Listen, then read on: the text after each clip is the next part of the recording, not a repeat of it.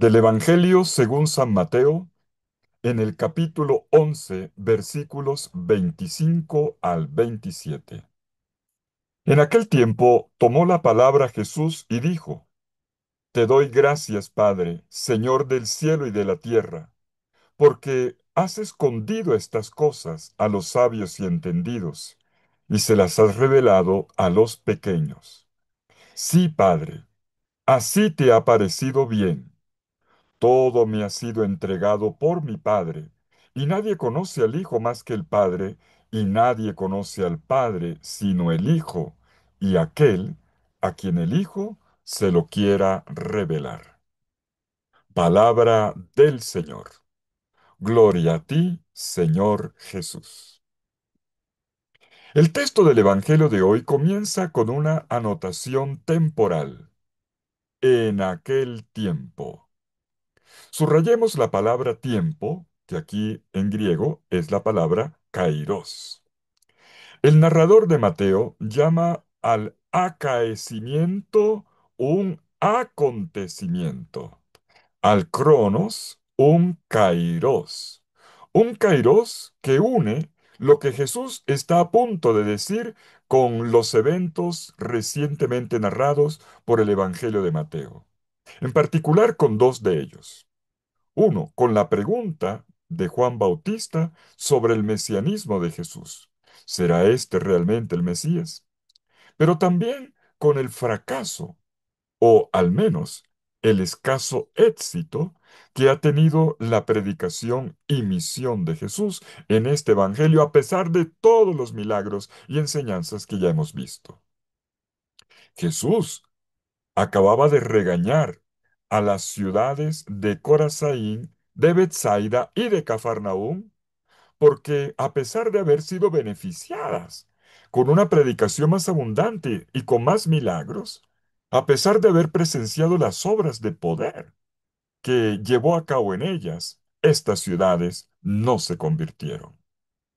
Así entendemos el significado del verbo responder, que introduce la oración que vamos a escuchar enseguida en boca de Jesús. Mire, en el capítulo 11, versículo 25, donde dice: En aquel tiempo, respondiendo Jesús dijo. No es simplemente Jesús dijo, sino respondiendo Jesús dijo. Respondiendo. ¿Y cuál era la pregunta o la cuestión? Es una redacción extraña, intrigante, ¿verdad? Pues sí, es una respuesta, porque se trata de una reacción de Jesús ante los eventos recientes, no a una pregunta explícita que de hecho no existe en el texto. ¿Qué fue lo que pasó? Jesús responde al bajo interés despertado por su persona, por su predicación, por sus obras. Y él responde no con amargura o con queja, sino con una oración. Es más, con una oración que integra una acción de gracias con una proclamación. El verbo usado es exomologeo, que significa proclamar, confesar, declarar.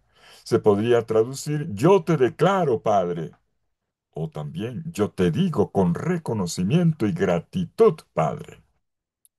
Jesús integra el fracaso en la oración. Pone todo en la presencia del Padre. En momentos en que se podría haber tirado la toalla, más bien confirma su sí, su amén, su decisión irrevocable de mantenerse unido a Él y de seguir adelante con la misión. Su sí al Padre no está condicionado por el éxito de la misión. Nos va bien, entonces creo más. No.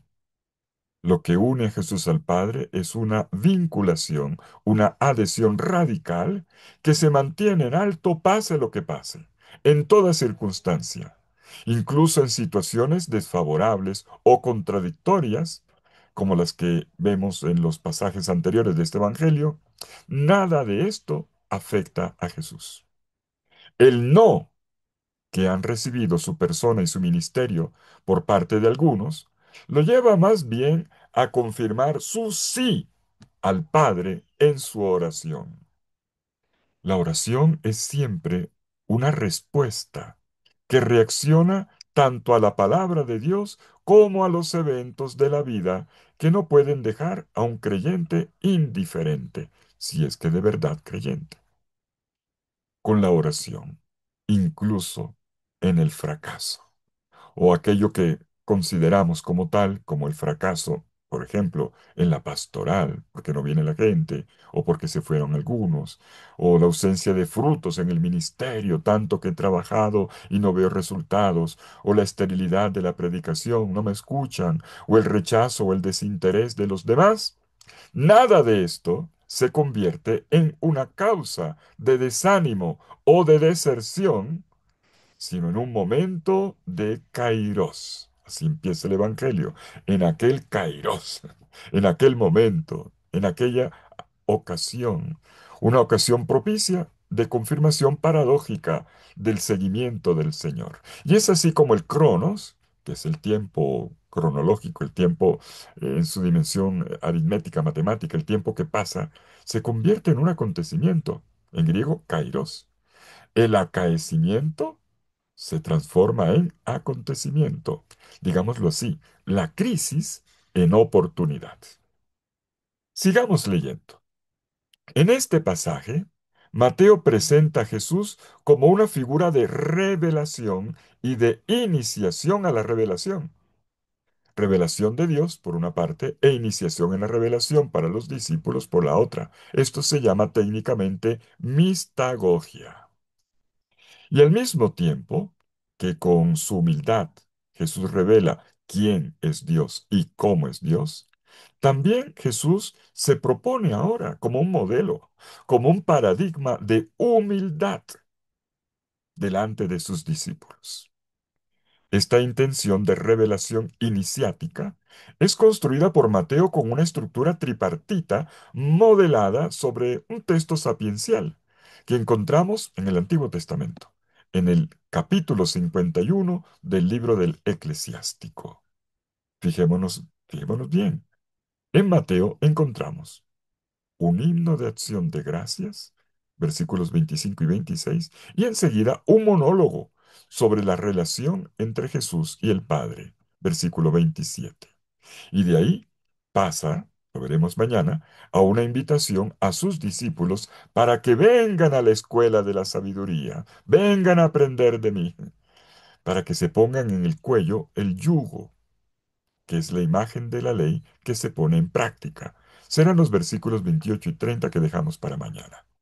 En Eclesiástico, capítulo 51, este texto del Antiguo Testamento que parece ser el patrón literario de este, tenemos primero un himno de acción de gracias, versículos 1 al 12, un monólogo sobre la búsqueda de la sabiduría, versículos 13 al 22, y una invitación para ir a la escuela de la sabiduría y tomar su yugo sobre sí mismo, versículos 23 al 30.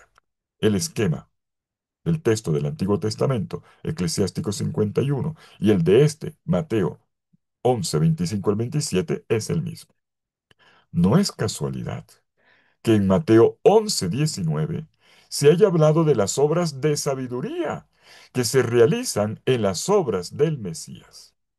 Jesús, el Mesías, es la sabiduría de Dios. Y ahora detengámonos en la misma oración de Jesús, en la oración misma. Escuchemos cómo ora Jesús. Escuchemos el texto en griego. Et homologumai soi, pater, Kyrie nu kai tesges. Notemos el tono y las palabras de la oración de Jesús. Et homologumai soi, pater. Las traducciones colocan te doy gracias, Padre.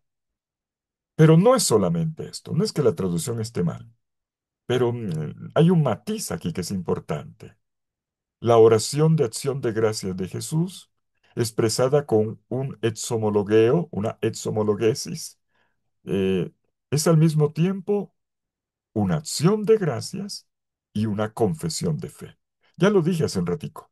Exhomologueo en griego significa las dos cosas, agradecer, pero sobre todo reconocer, confesar, proclamar. como una proclamación de fe. El Jesús de Mateo utiliza esta expresión en griego y tiene ambos matices. De esta manera, Jesús está manifestando su fe en el Padre. Solo un ejercicio de reelaboración interna en la fe, de las cosas duras que le han pasado a uno en la vida, pueden hacer que el fracaso sea la base de una acción de gracias y de una confirmación de la fe recibida. Cuando más mal me va, más creo en Dios.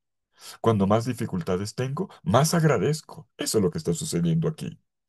Y la fe, como ocurre siempre en la Biblia, se expresa y encuentra su elocuencia en la oración.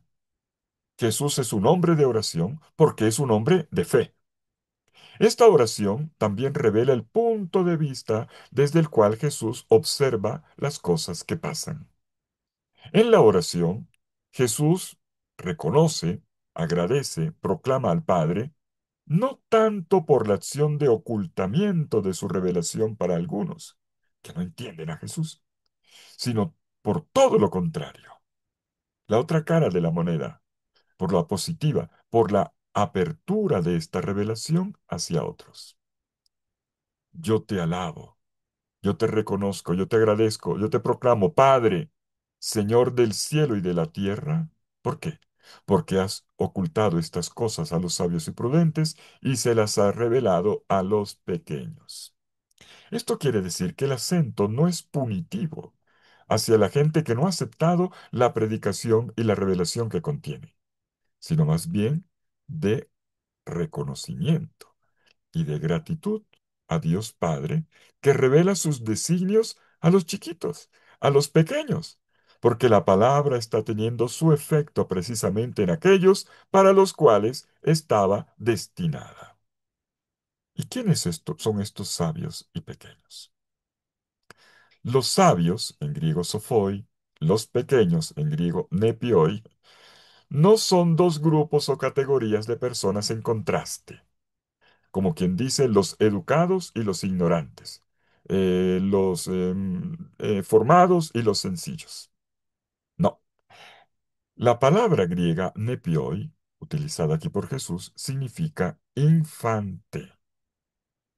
El nepios es aquel que está en camino de educación, aprendiendo la vida. El niño, que todo lo absorbe. No es como sabio, que ya está hecho y derecho y todo lo filtra. Se trata entonces de dos actitudes. La de aquellos que creen saber y están hechos y derechos en la vida, son los sophoi, los sabios, y aquellos que son como los niños, los nepioi, los aprendices, que reconocen que necesitan educarse. Y es así como Jesús se presenta como el Mesías. La adhesión, el reconocimiento, la vinculación a él de algunos, definida en este caso, eh, puede también indicar a los bebés. Bebés es el infante, en griego significa el que no habla. Este es infante, fiemi hablar, el sin palabras, sin educación. Miren, Jesús se presenta como el Mesías colocándose en ese lugar. El ángulo desde el cual mira los eventos y los captura en su dimensión positiva es este, lo que revela la voluntad de Dios, y aquellos en los que ponen su complacencia son aquellos que no tienen palabras, pero las aprenden, las reciben en Jesús, se las apropiarán y las dirán. Se trata de gente sencilla. Jesús lo es, en primer lugar. Gente abierta, aprendices de la vida. Y esto es lo que nosotros, los discípulos, estamos llamados a vivir en la escuela de Jesús. Aquellos que nos reconocemos educados, sí, pero en la palabra, en las obras de Jesús. Con Jesús conocemos a Dios como Padre y captamos lo que este Padre, papá, hace por nosotros, sus hijitos. Y esta acción se convierte en desvelamiento y también en juicio de los corazones de los demás, de aquellos cuya sabiduría intelectual o erudita resulta ser inconsistente frente a la sencillez de los pequeños. podrán entender de muchas otras cosas de la vida, como la ciencia y tanta cosa, pero no conocen a Dios. Es como si dos tradiciones convergiesen aquí en nuestro texto. La sapiencial, que afirma que los pequeños son los receptores de la revelación divina, como dice Eclesiástico 3:20, grande es la misericordia de Dios, revela sus secretos a los humildes. Y también la tradición profética por la otra, al lado de la sapiencial, la profética, que polemiza contra la sabiduría intelectual. Como dice el profeta Isaías 29:14, la sabiduría de los sabios perecerá, y la inteligencia de los intelectuales se verá eclipsada frente a una realidad que no terminan de conocer, Dios. El sí de Jesús al Padre es, por lo tanto, el reconocimiento de la forma en que Dios actúa en la historia, eligiendo lo más mínimo, lo pequeñito, lo humilde, lo que no tiene mucha apariencia, lo que a los ojos humanos es despreciable y no cuenta para nada. El Dios revelado por Jesús es un Dios de brazos abiertos, no un dedo acusador. Y entonces, lo que en el ambiente de la misión parecía ensombrecerse con aire de derrota, recibe ahora un grito inesperado por parte de Jesús, una inversión repentina que lo llena de alegría. Padre, te bendigo, te alabo, te agradezco, te reconozco, te proclamo, porque te has revelado a los pequeños. Los pequeños llenan el lugar vacío que los adultos dejamos, que los adultos eruditos ante la gente y bien posicionados a veces ante Dios, porque hace muchas ofrendas o hace muchas prácticas, en realidad no están con Dios. En cambio, los favoritos de Dios son los pescadores, los pecadores, los pobres, los enfermos, las viudas, los niños, las prostitutas, los recaudadores de impuestos. Eso es lo que dice el Evangelio. Jesús mismo no parecía esperar tamaña recepción por parte de los pequeños, y por eso se sorprende. Está maravillado, y esto invade su corazón, esta emoción, y lo hace feliz. Jesús descubre la acción de Dios, como más nadie la sabría descubrir y apreciar en lo más profundo de cada persona, en sus ansiedades y en sus esperanzas. Y era para ellos que Jesús sabía inventar como respuestas palabras y gestos de la vida misma, lo que el amor hace llamar milagros.